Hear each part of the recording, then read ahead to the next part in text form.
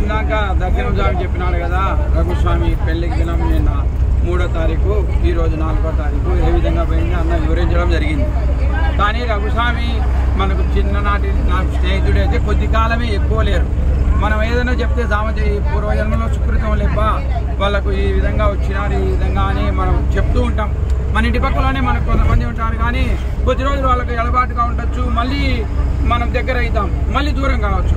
అదేవిధంగానే రఘుస్వామి నాకు స్నేహితుడైనా చిన్నప్పటి నుండి కూడా మధ్యలో కొంత ఆయన ధోరణిలో ఆయన ఉన్నాడు. మధ్యలో మళ్ళీ ఆయన నేను నా ఆప్తులని ఆయన గ్రూప్ ఒకటింది, ఆ గ్రూప్లో కూడా నన్ను చేర్చుకోవడం జరిగింది. గోశాల ఏంటన్నా నేను వీడియోలు పంపించి చూస్తూ అంటారు. అనుకోకుండా అన్నగారు నా విషయం ఉండొచ్చు రఘన్నకు స్వామి అంటున్నాము ఇప్పుడు రఘుస్వామి. అనుకోకుండా హనుమాన్ జయంతికి ఫోన్ చేయడం జరిగింది. అయ్యా నేను గోశాలకు వస్తాను, గోశాలలో కొంతమంది భక్తులను అక్కడ ఏర్పాటు చేయి, మనము వీలైనంత పురాణం చెప్పుకుందామన్నాడు. వాస్తవానికైతే రఘుస్వామి పురాణం చెప్తాడనేది మనకు తెలియదు. బాగా వచ్చి అక్కడ చెప్పడం జరిగింది, మీరందరూ వినడం జరిగింది.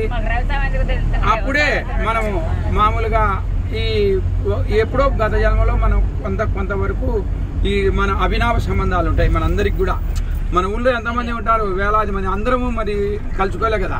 కానీ ఏ గుడికి ఆ పక్షి ఏరుకుంటుంది అనేది కొద్ది గొప్ప మనం భాగవతులు అన్ని విధాలా ఉండబడిన దాన్నే మనం సత్సంగాలకు సాంగత్యాలు జరుపుకుంటున్నాం కాబట్టి మనకు వచ్చింది. కానీ ప్రత్యేకంగా రఘుస్వామి మళ్ళీ 1వ తారీఖు దేవి భాగవతం పెట్టి గోశాలలో చేస్తా అంటే నాకు వాళ్ళు దంపతులు వచ్చి గోశాలలో నిర్వహించడం అంటే ఎంతో ఆశ్చర్యకరంగా ఉంది. ఆమెను కూడా నేను వాళ్ళ సత్యమణి గారి పేరు కూడా శ్రీదేవి, ఆమె వచ్చిందంటే కూడా నేను గోశాలకు రావడం అంటే అందులో పెళ్లి ఉంది 3వ తారీఖు, 1 నెల కూడా గ్యాప్ లేదు. అట్లా వచ్చి ఇద్దరు దేవి భాగవతం ఎంతో నిర్వహించి బాగా చేసి ఓపికతో మనందరినీ ఆహ్వానించడం జరిగింది.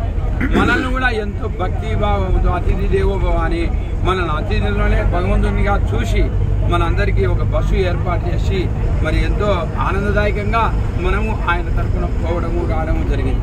కానీ మామూలుగా ఆతిథ్యం ఇచ్చేవారికైనా అతిథే భగవంతుడని మన వేదం చెప్తారు. ఎందుకు చెప్తారంటే ఎవరిలో ఏముంటుందో మనకు తెలియదు. మన ఆశీస్సులు కూడా ఎంతో గొప్పవి, మనం ప్రతి ఒక్కరిని ఆశీర్వదించాలి.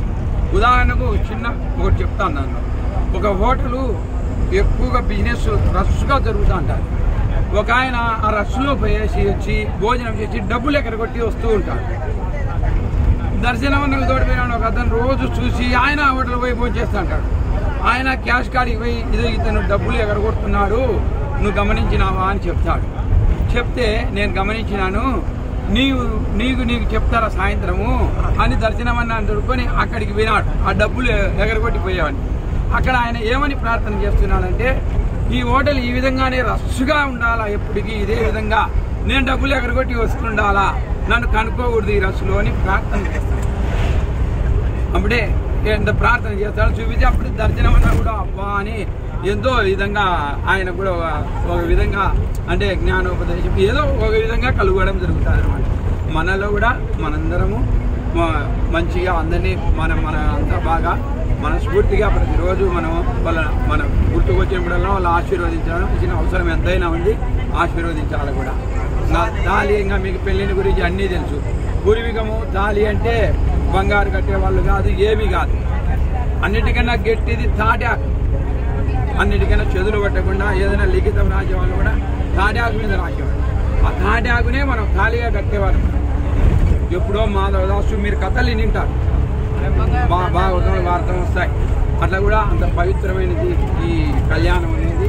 ఆ 7 అడుగులు వేయడమే తెలియదు. ఇంకా పెళ్లి గురించి ఎంతో ఉంటుంది, ఇంకా అవన్నీ మనకు కూడా అంత తెలియదు. కానీ మన ప్రయాణం కానీ మనకు వసతి కలగజేయడం కానీ ఎంతో ఆనందదాయకంగా మల్లికార్జున స్వామి దర్శనం జరగడం అన్నీ మంచిగా జరిగినాయి. వారి కుటుంబానికి కూడా మరి మనం వేళవేళలా ఆనందదాయకంగా నవదంపతులు అందరూ కూడా బాగుండాలని మనస్ఫూర్తిగా మరొకరిని కోరుకుంటున్నాను. హరే కృష్ణ.